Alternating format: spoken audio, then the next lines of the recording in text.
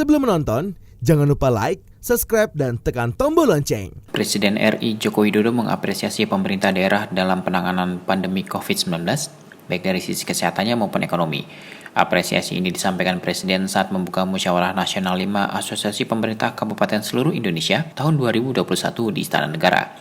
Munas 5 APKASI mengusung tema penguatan kapasitas daerah dalam rangka percepatan pemulihan ekonomi di masa pandemi COVID-19 melalui kolaborasi pusat, daerah, dan swasta dengan dukungan kebijakan yang berpihak. Munas dilangsungkan secara hybrid, yaitu perpaduan pertemuan tatap muka dan virtual. Mendampingi Presiden di Istana Negara antara lain Menteri Dalam Negeri Muhammad Tito Karnavian, Sekretaris Kabinet Pramono Anung, dan Bupati Banyuwangi selaku Ketua APKASI Abdullah Azwar Anas. Kinerja pemerintah daerah telah membuahkan hasil dalam menekan laju kasus COVID-19. Namun itu bukan akhir karena pandemi masih terjadi.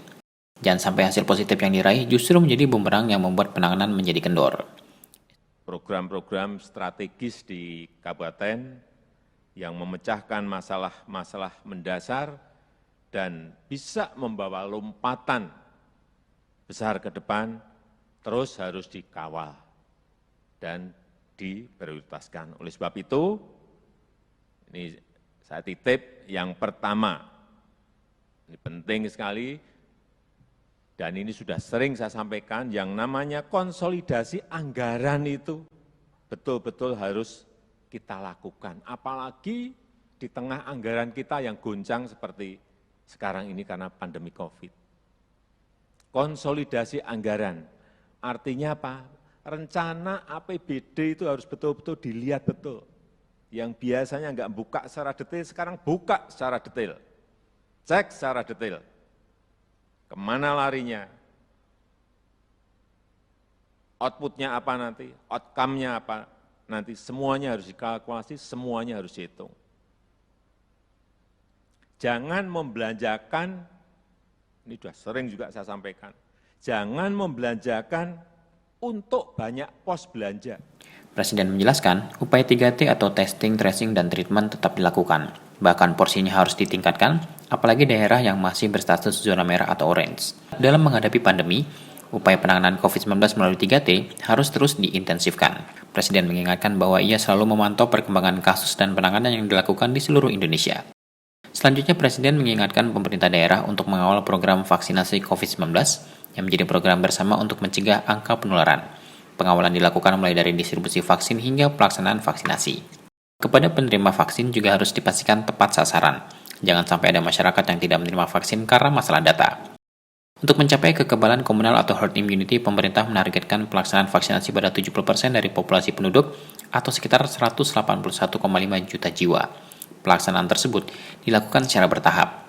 Prioritas pertama adalah tenaga kesehatan yang pelaksanaannya telah mencapai 100%. Kemudian dilanjutkan prioritas berikutnya yaitu kelompok masyarakat lanjut usia, serta petugas dan pelayanan publik.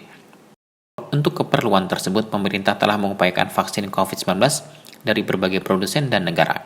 Namun vaksin tersebut akan tiba di tanah air secara bertahap. Untuk itu, Kepala Negara meminta agar kepala daerah mengatur prioritas penerima vaksinasi setelah tenaga kesehatan dan lansia serta petugas dan pelayanan publik. Genap setahun Rumah Sakit Darurat COVID-19 beroperasi. Setelah sebelumnya Wisma Atlet Kemayoran ini disulap menjadi rumah sakit rujukan pasien suspek corona pada 23 Maret 2020 silam.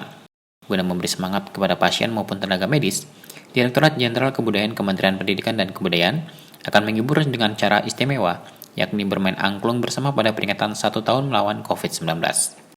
Dirjen Kebudayaan Kemendikbud Hilmar Farid menyatakan bahwa ini adalah bentuk apresiasi atas perjuangan tenaga kesehatan melawan COVID-19. Menurut Hilmar, diskusi tentang pemulihan COVID-19 selama ini lebih berfokus pada intervensi medis saja, seperti vaksin. Sementara banyak riset yang menunjukkan bahwa seni sebagai aktivitas yang menyenangkan berhubungan erat dengan peningkatan imunitas tubuh.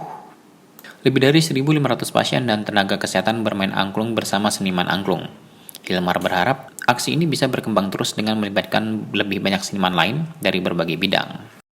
Acara peringatan 1 tahun melawan COVID-19 diselenggarakan di RSDC Wisma Atlet dengan protokol kesehatan ketat sesuai dengan SKB Mendikbud dan Menparekraf. Masyarakat bisa menyaksikan pertunjukan tersebut secara daring melalui kanal YouTube Budaya Saya.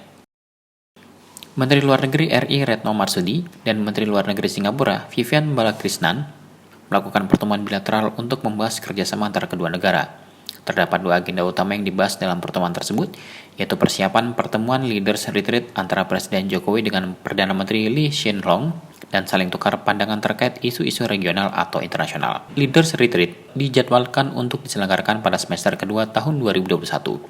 Kedua menlu membahas isu-isu substansi yang akan dibicarakan dalam pertemuan retreat tersebut, yaitu mencakup kerjasama investasi, persiapan pembangkitan kembali sektor travel dan pariwisata, dan kerjasama ekonomi digital.